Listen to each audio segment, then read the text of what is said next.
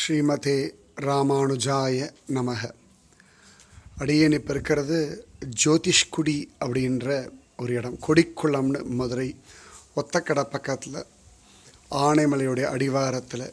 இவர் ஆச்சாரியன் ஸ்ரீமான் பிள்ளை லோகாச்சாரியார். இந்த பிள்ளை லோகாச்சாரியாருடைய திருவரசில் தான் அடியேன் நின்றுருக்கேன். இந்த இடம் ரொம்ப விசேஷமான ஒரு ஸ்தலம். முகமதியர்களிடத்துலேருந்து ஸ்ரீரங்கநாதனையும் நம்பெருமாளையும் காப்பாற்றுறதுக்காக பிள்ளை லோகாச்சாரியார் அழகாக திருவரங்கம் கோவிலில் சந்நிதிக்கு முன்னாடி பாறையெல்லாம் வச்சு மூடிட்டு நம்பெருமாள் உற்சவ மூர்த்தி எடுத்துட்டு திருமாலிருஞ்சோலை அங்கேருந்து இங்கே வரார். ஆனைமலைக்கு பின்னாடி இன்றைக்குமே பார்த்தா இது பாடு தனியாக ஒதுக்குப்புறமான ஒரு இடம்தான். இந்த இடத்துல பெருமாளை வச்சுண்டு திருவாராதனம் எல்லாம் பண்ணுறார். அப்போ ஆச்சரியமாக பெருமாளுக்கு திருமேனி வேர்க்கிறது.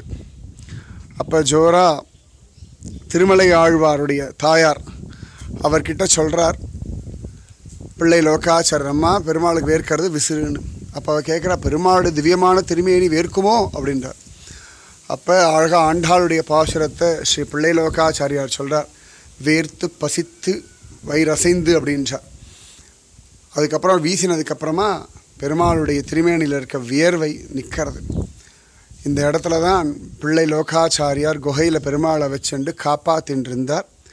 இந்த இடத்துலையே அவருக்கு உடம்பு முடியாமல் போக அந்திம தசை வந்துடுறது.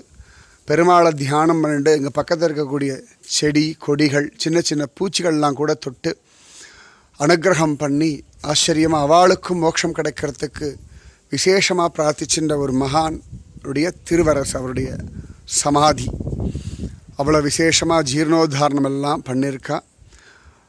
அதி விசேஷம். பக்கத்துலேயே வேதநாராயண பெருமாளுடைய கோவில், திருமோகூர் கோவிலுடைய பரிவேட்டை ஒரு காலத்தில் இங்கே நடந்திருக்கு, இப்பயும் நடக்கிறதுன்றா. அவ்வளோ ஆச்சரியமான பெருமாள். இந்த குளம் அவ்வளோ விசேஷமாக இருக்குது. இந்த ஜலம் அவ்வளோ பரம பவித்திரமான ஜலம். ஜெய் போலோ பிள்ளை லோகாச்சாரியருக்கு ஜெய்.